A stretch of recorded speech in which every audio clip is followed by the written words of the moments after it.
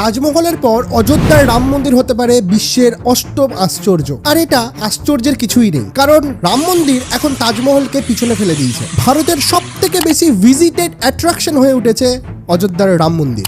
বাবরি মসজিদের ভাঙা থেকে শুরু করে রাম মন্দিরের প্রাণ প্রতিষ্ঠা, আর এই যাত্রা কিন্তু হাজার বছরের ইতিহাসে ভরা। 2024 সালে যখন রাম মন্দিরের প্রাণ প্রতিষ্ঠা হয়, তখন সরকারের তরফ থেকে একটা টাকাও ইনভেস্ট করা হয়নি এই মন্দিরে। পুরোটাই ডোনেশনের টাকার উপর তৈরি হয়েছে, আর সেটা প্রায় 5,550 কোটি টাকা। আর সব থেকে আশ্চর্য করার বিষয় হচ্ছে, এই মন্দিরকে তৈরি করতে কোনো লোহা আর সিমেন্টের ব্যবহার করা হয়নি, ব্যবহার করা হয়েছে স্যান্ডস্টোনের, আর যেটা নাগার স্টাইল আর্কিটেকচারে তৈরি হয়েছে। ফলে এটা পুরোপুরি আর্থকুইক রেজিস্ট্যান্ট, যার কারণে এই মন্দিরটা অন্তত 1000 বছর স্ট্রংলি মাথা তুলে দাঁড়িয়ে থাকবে। এই রাম মন্দিরের জন্যই প্রায় 20,000 মানুষ চাকরি পেয়েছে, আর এখনো অবধি 5,50,00,000 মানুষ এই মন্দিরের মধ্যে ভিজিট করেছে, আর যার ফলে উত্তরপ্রদেশের জিডিপির উপর বুস্ট এসছে। তাই জন্যই অনেকে বলছেন তাজমহল ছিল ভালোবাসার প্রতীক, আর রাম মন্দির হলো বিশ্বাসের প্রতীক।